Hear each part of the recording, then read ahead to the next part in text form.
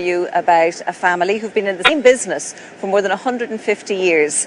Theirs is the last remaining firm of ecclesiastical decorators in the country, and Marion Malone brings us a report now on this Limerick family business that spans the generations, and she comes along here to have a look at their ambitious restoration of a Limerick landmark, the Redemptorist Church on the South Circular Road.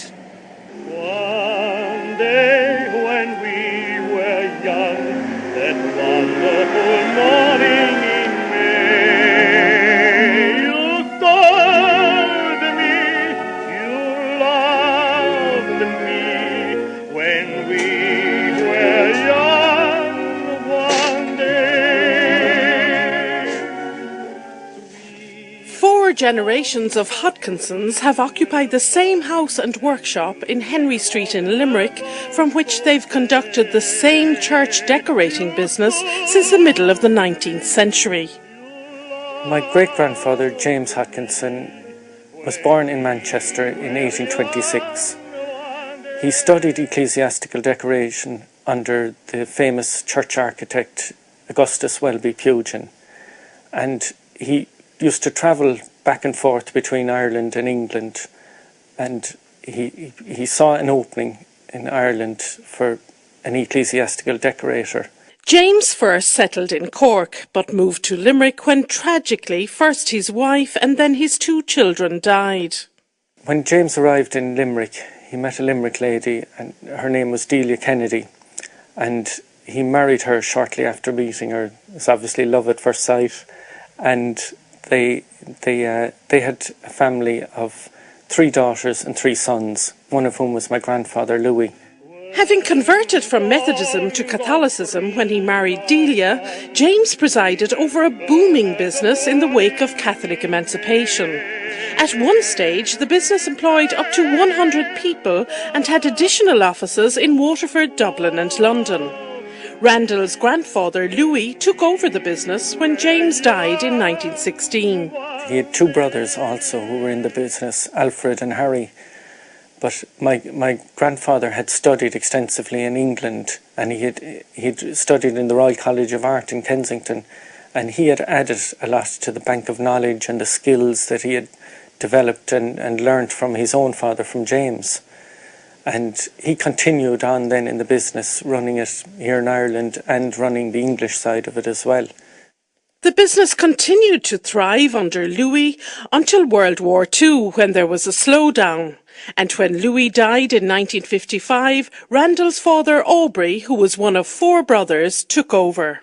He joined the business in 1938. He was just out of school, and he worked in the business all his life. For nearly 60 years he spent in the business, and he was very enthusiastic about it. He loved the history behind it. He was meticulous in everything he did, and even when I was learning from him myself, he felt your apprenticeship never ends at all. You know, he felt that, you know, everything had to be perfect and right at any cost. You know, it had to be done properly. Aubrey faced the greatest challenge ever to the business, which almost came to a halt in the 1960s following a Vatican II ruling that church decoration was over-elaborate and should be simplified. Many churches were destroyed and ruined, and my father was actually employed, unfortunately, to paint over a lot of the decoration work that my grandfather and my great-grandfather had done in previous years. And it was terrible for him. It really broke his heart to have to do it. But the only thing he could do was to make a record of what was there. So he took tracings and took photographs of the detail in these churches all over the country, and then painted them out. But he kept them so that in years to come they could be redecorated as they were. And luckily we have all that information now. A trend towards restoration of churches began in the 80s, and today up to 80% of the firm's work is in restoration. Randal and his team of 5 decorate the walls and ceilings of churches, restoring stencil work, gold leaf gilding, statues, paintings, frescoes and Stations of the Cross.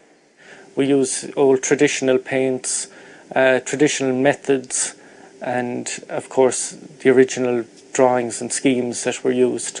Indeed, the extensive archive left by the 3 generations before him is invaluable to Randal's work today. This is one of the type of drawings now that we have in our archive, showing a proposal for the decoration of the Jesuit church in Limerick in 1914. And this was hand-drawn by my grandfather, just detailing all the work that would be done, all the stencil work, the way the tops of the pillars, the capitals of the pillars would be done in gold leaf. And he actually used gold leaf on the drawing itself. And it's a beautiful perspective drawing, and the amount of hours and probably days that went into drawing this alone, just as a proposal for the work that you mightn't even get, you know, but it just shows the detail and the care that they put into the business, you know. And we have them for churches now all over the whole country. There's one now there for St Patrick's Church down in Cork, showing the apse there in the sanctuary and the detail in the drawing. And unfortunately all of these are painted out now. They're all just in plain creams or light colours, you know, and all the decoration is gone. But if they ever wanted it restored, we're the only ones that have the original drawings and stencils. Because neither the family nor the business have ever moved, both the house and the workshop are essentially as they were in Randal's great-grandfather's time. When I am working here, I do feel that my great-grandfather and my grandfather and my father are probably here with me, because I'm using the utensils that they used. I'm looking at the exact same workshop that they worked in, and everything is original here, you know, and you get that sense that they're there beside you and they're showing you what to do and helping you, giving you a helping hand.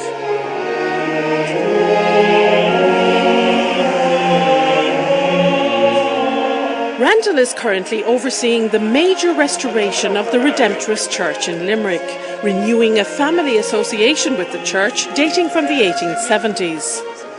Well, the Redemptorists, we've had a long association with Limerick and the people of Limerick. It's been over 150 years since the Redemptorists came to Ireland, and the first community was here in Limerick. So we have decided that Limerick is a place we're going to stay, and it's a sign of our commitment to the future in restoring this church to somewhat to its original beauty.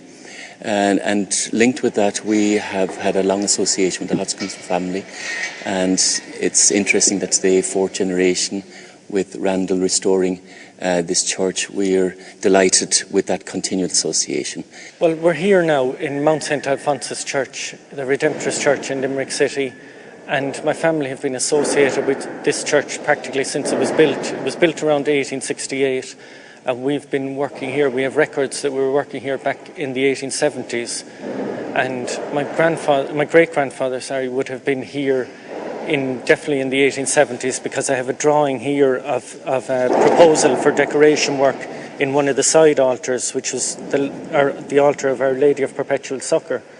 And this was hand-drawn and all hand-coloured in, all designed by James Hodkinson back around, I think it was around 1877. It's like he's helping me, because, you know, he could be there beside me handing me these drawings, and it's great that he's left them behind, that we can use them now well over 100 years later, you know, to restore all the original decoration in the church. Well, when we came in here now, the main altar had been painted out completely in cream, you know, and it was absolutely filthy dirty too, because over the years the candle smoke and the candle grease was all over it. But originally it was all decorated. You had the background colours, which you can see there at the moment. You had the gold leaf, the gilding, 23 carat gold leaf all over the altar. And this is exactly as the altar would have looked when it was put in back in the late 1860s. Well, this altar here is a work in progress at the moment. We're restoring it back to the original 1882 design, which we had in our own archives. Now, this was done by an English architect, Goldie, Child and Goldie, who designed all the decorative work for the altar, but it would have been carried out by my great-grandfather, James Hodkinson. And we've uncovered some of the stencil work in around the walls and that, and we actually had some of the old design works in our workshop as well, some of the old patterns. And at the moment now, Owen here is doing what's called a pounce pattern. And it's like a stenciled pattern, but it's all little individual pinholes in the pattern. And then when we take the pattern down, you just paint in all the detail in it.